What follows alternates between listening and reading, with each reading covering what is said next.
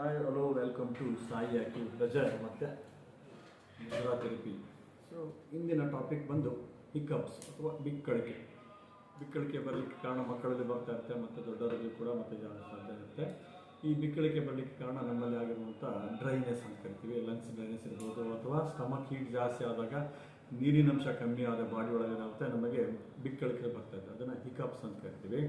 ಈ ಹಿಕಪ್ಸನ್ನು ನಾನು ಚೊಕ್ಕದಾಗಿ ಬೇರೆ ಪಾಯಿಂಟ್ಸ್ಗಳಿದ್ದಾವೆ, ಬಟ್ ನಾವು ಇವತ್ತಿನ ಏನಪ್ಪ ಅಂದರೆ ಇಮಿಡಿಯೇಟ್ ನಿಮ್ಮಲ್ಲಿ ಮನೆಯಲ್ಲಿ ಮಾಡ್ಕೊಳ್ಳುವಂಥ ಟ್ರೀಟ್ಮೆಂಟ್ ಯಾವುದು ಮಾಡ್ಬೋದು ಅನ್ನೋದಕ್ಕೆ ಒಂದು 3 ಪಾಯಿಂಟ್ಸಲ್ಲಿ ನಾನು ಹೇಳ್ಕೊಟ್ಟಿರ್ತೀನಿ.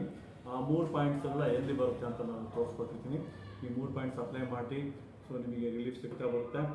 ಆಫ್ಟರ್ ದಟ್ ನಿಮಗೆ ಮತ್ತೆ ರಿಪೀಟ್ ಬರ್ತಾ ಇದೆ ಅಂದರೆ ನಾವು ಆರ್ಗನ್ಸ್ ಮೆರಿಡಿಯನ್ಸನ್ನು ಟ್ರೀಟ್ಮೆಂಟ್ ಮಾಡೋದ್ರಿಂದ ನಿಮಗೆ ಹಿಕಪ್ಸ್ ಕೂಡ ಅದರಿಂದ ನೀವು ಮುಕ್ತಿ ಹೊಂದಬಹುದು.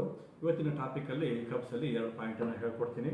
ಯಾವುದಪ್ಪ ಅಂತ ಹೇಳಿದ್ರೆ P7 ಅಂದರೆ ಪೆರಿಕಾರ್ಡಿಯಮ್ 7 ಅಂತ ಕರಿತೀವಿ. ಪೆರಿಕಾರ್ಡಿಯಮ್ 7 ಮತ್ತು ST34 ಅಂತ ಕರಿತೀವಿ. ST34 ಅಂದರೆ ಸ್ಟಮಕ್ ಮೆರಿಡಿಯನ್ 34 ಬರುತ್ತೆ. ಈ 2 ಪಾಯಿಂಟ್ಸ್ಗಳಿಗೆ ನೀವು ಕಲರ್ ಥೆರಪಿ ಅಪ್ಲೈ ಮಾಡೋದ್ರಿಂದ ನಿಮಗೆ ಇದರಿಂದ ಮುಕ್ತಿ ತಗೋಬೋದು. ಸೊ 1ನೇ ಪಾಯಿಂಟ್ ಬಂದು ST34 ಬಂದು ನಿಮ್ಮ ಮಿಡಲ್ ಫಿಂಗರಿನ ಈ ಗಣ್ಣಿನ ಮೇಲೆ ಬರುತ್ತೆ, ಕಾಣ್ತಾ ಇದೆಯಾ?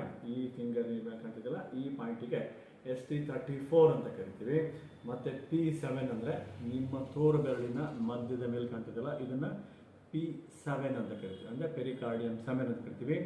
ಈ ಪೋರ್ಷನಿಗೆ ಗ್ರೀನ್ ಕಲರ್ ಅಪ್ಲೈ ಮಾಡಿ ಮತ್ತು ಈ ಪೋರ್ಷನಿಗೆ ಬ್ಲ್ಯಾಕ್ ಕಲರ್ ಅಪ್ಲೈ ಮಾಡೋದ್ರಿಂದ ಕೂಡ ನಿಮಗೆ ಹಿಕಪ್ಸ್ ಅಥವಾ ಬಿಕ್ಕಳಿಕೆಯಿಂದ ಸದ್ಯಕ್ಕೆ ಮುಕ್ತಿ ಹೊಂದಬಹುದು.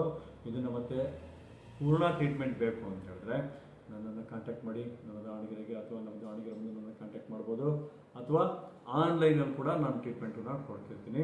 ವಿಡಿಯೋ ಇಷ್ಟ ಆದರೆ ಲೈಕ್ ಮಾಡಿ, ಶೇರ್ ಮಾಡಿ ಮತ್ತು ಕಾಮೆಂಟ್ಸ್ ಮಾಡಿ. ಮತ್ತು ಬೇರೆ ಯಾವ್ದಾರ ನಿಮಗೆ ವಿಡಿಯೋಗಳು ಬೇಕು ಅಂದರೆ ನನ್ನ ಡಿಸ್ಕ್ರಿಪ್ಷನ್ಸಲ್ಲಿ ನೀವು ಕೊಡ್ಬೋದು. ಅದ್ರ ಬಗ್ಗೆ ಕೂಡ ನಾನು ವಿಡಿಯೋ ಮಾಡಿ ಕಳಿಸ್ತಿರ್ತೀನಿ. Thank you.